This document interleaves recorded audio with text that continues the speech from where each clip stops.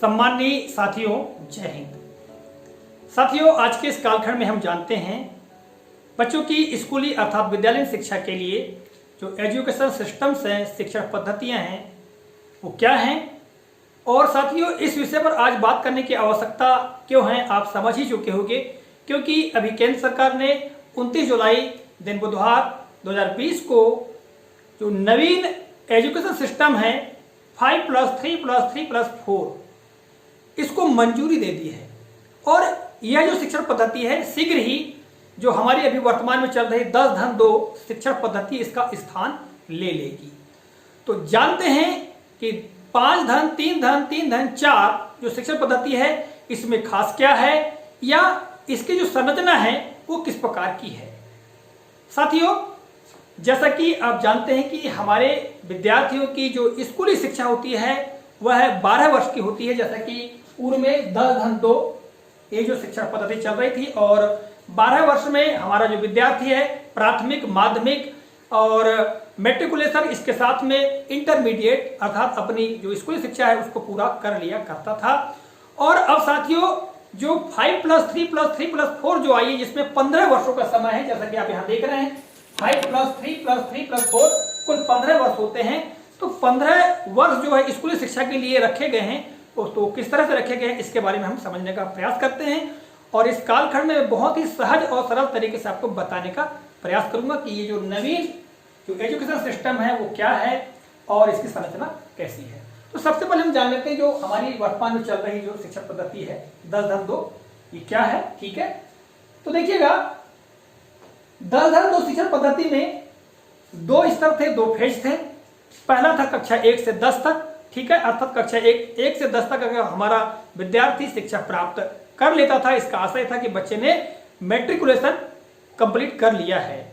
ठीक है, इसके पश्चात बाद के जो 2 वर्ष आते हैं तो वो आते हैं इंटरमीडिएट के लिए, अर्थात कक्षा 11 और 12 के लिए। और आपको जैसे ज्ञात है कि कक्षा 1 से 10 तक जो विद्यार्थी लगभग सारे जो विषय है उनको पढ़ता था, और कक्षा 11 में जाकर के विद्यार्थियों को विषय को चुनने की सुविधा होती थी। वह अपनी रुचि के अनुसार अपने विषयों को चुन करके वो अध्ययन कर लिया करता था।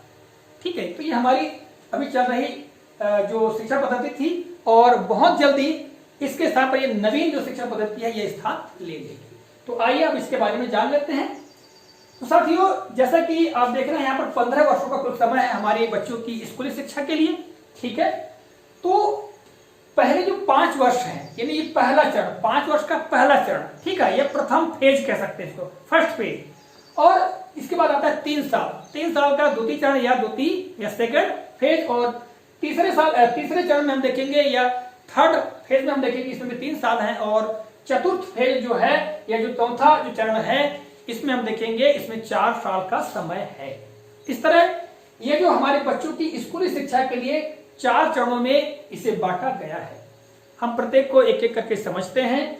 तो देखिएगा यहां जो पहले जो 5 साल हैं, इन 5 सालों को 2 भागों में बांटा गया है।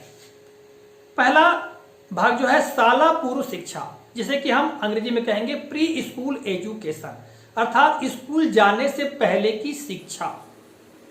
बच्चा 3 साल का जब होता है तब वह निश्चित ही, आज भी हम बच्चों को आंगनवाड़ी में भेजते हैं, नर्सरी कक्षा में भेजते हैं। ठीक है, तो 3 साल की अवस्था में बच्चा जो है आंगनवाड़ी केंद्रों में या जो नर्सरी कक्षा है उसमें वह ज्वाइन होगा, और वहां पर बच्चे को गतिविधियों, खेल के माध्यम से जो तैयार किया जाएगा स्कूल जाने के लिए। ठीक है, तो इसमें 3 साल शामिल ये कर दिए गए हैं, 5 सालों में से 3 साल ये हो गए।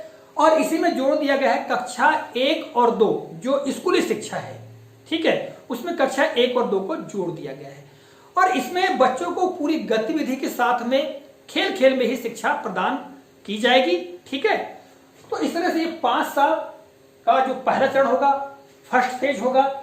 इसके पश्चात द्वितीय चरण की हम बात करें तो आता है 3 साल। तो साथियों, जैसा कि मैंने आपको कक्षा 1 और 2 तक बता दिया, ठीक है, शाला पूर्व शिक्षा प्लस कक्षा 1 और 2। अब बारी आती है कक्षा 3, 4 और 5 की। 3 कक्षाएं हो रही हैं, इसलिए यहां पर ये 3 वर्ष रखा गया है। ठीक है, कक्षा 3, 4 और 5। पहले हमारी जो ये कक्षा 1 से 5 तक प्राथमिक शाला हुआ करती थी, प्राथमिक एजुकेशन हुआ करता था विद्यार्थियों का। अब कक्षा 3, 4, 5 जो है इसमें शामिल होगा द्वितीय चरण में, ठीक है।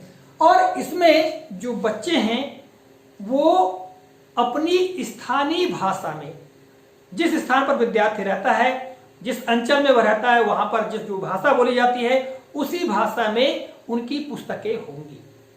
जैसे दक्षिण भारत की हम बात करें तो यहाँ पर बहुत सारे राज्य ऐसे हैं जहां पर भिन्न भिन्न भाषाएं बोली जाती हैं, ठीक है। तमिल, मलयालम, कन्नड़, बहुत सारी भाषा हैं। तो जहां पर जैसा क्षेत्र है उनकी आंचलिक भाषा में ही बच्चों को शिक्षा देने का प्रयास किया जाएगा। जो पुस्तकें होंगी वो उसी भाषा में प्रिंट होंगी, ठीक है। इसमें किसी प्रकार का दबाव नहीं होगा कि बच्चों को अंग्रेजी में शिक्षा ग्रहण करना है या किसी तरह से अन्य भाषा का प्रेशर नहीं होगा। बच्चा बड़े सहज तरीके से अपनी मातृभाषा में ही वह शिक्षा ग्रहण करेगा, ठीक है। और एक खास बात यह है कि इसमें जो कोर्स को भी कुछ कम करने की बात कही गई है, अर्थात कम से कम विषयों को कम किया जाएगा, ठीक है, ताकि जो बच्चा है खेल खेल में या गतिविधियों के माध्यम से शिक्षा ग्रहण करेगा।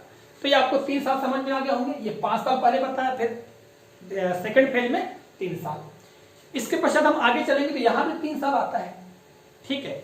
तो साथियों ये 3 साल जो होंगे, जैसा कि हमारे बच्चों के लिए अभी क्या सिस्टम है कि माध्यमिक शाला की कक्षाएं कक्षा 6, 7 और 8 हुआ करती थी, तो यहां पर तृतीय चरण में कक्षा 6, 7 और 8 शामिल होंगी इसमें। और इसमें क्या होगा, हमारे विद्यार्थियों को जो विभिन्न विषय है उनसे परिचित कराया जाएगा कि बहुत सारे जो विषय होते हैं, जितने भी विषय, और वहां पर बच्चा अपनी रुचि को प्रदर्शित करेगा और अपनी रुचि के अनुसार ही आगे जाकर वह अध्ययन कर पाएगा। अर्थात यहां पर उसको सारे विषयों से परिचय मिलेगा, ठीक है। और साथियों इसमें खास बात यह है कि बच्चों को इसमें व्यावसायिक शिक्षा, तकनीकी शिक्षा, ठीक है, चिकित्सीय शिक्षा के अलावा अन्य जो क्षेत्रों की शिक्षा है वो भी यहां से ही प्राप्त होना प्रारंभ हो जाएगी। अर्थात ये जो सिस्टम है ये बहुत ही उन्नत तकनीक लिए हुए है और इसका लाभ निश्चित ही हमारे बच्चों को भविष्य में प्राप्त होगा, ठीक है। तो मैंने आपको बता दिया ये तीसरा फेज, थर्ड फेज। और उसके बाद हम चौथे चरण की बात करें तो इसमें 4 कक्षाएं शामिल हैं, जैसे मैंने यहां लिख के रखा है। इसमें 4 कक्षा, कक्षा 9, 10, 11, 12 इसमें शामिल होंगी। और साथियों इसकी विशेषता यह है कि इसमें विद्यार्थियों को अपनी चॉइस के अनुसार, ठीक है, बच्चा जो विषय पढ़ना चाहता है उसको वह लेकर के पढ़ सकता है। इसमें बहुत अच्छी सुविधा दी गई है। और साथियों यदि इस एजुकेशन सिस्टम के बारे में आप विस्तार से जानना चाहते हैं तो इंटरनेट पर बहुत सारी साइट्स हैं, आप जाकर के वहां सर्च कर सकते हैं और जान सकते हैं कि इस एजुकेशन सिस्टम में क्या क्या होगा। इस कालखंड में मैंने बहुत संक्षेप में आपको बताने का प्रयास किया है कि ये जो नवीन एजुकेशन सिस्टम है वो लगभग क्या है और किस प्रकार का होगा। आशा करता हूं इस वीडियो में, इस कालखंड में जो भी मैंने जानकारी आपको दी है आपको काफी उपयोगी और ज्ञानवर्धक लगी होगी। इसी के साथ इस कालखंड से विदा लेता हूं। अगले कालखंड में पुनः आपसे मुलाकात होगी किसी नए प्रकरण को लेकर। तब तक के नमस्कार, जय हिंद, वंदे मातरम।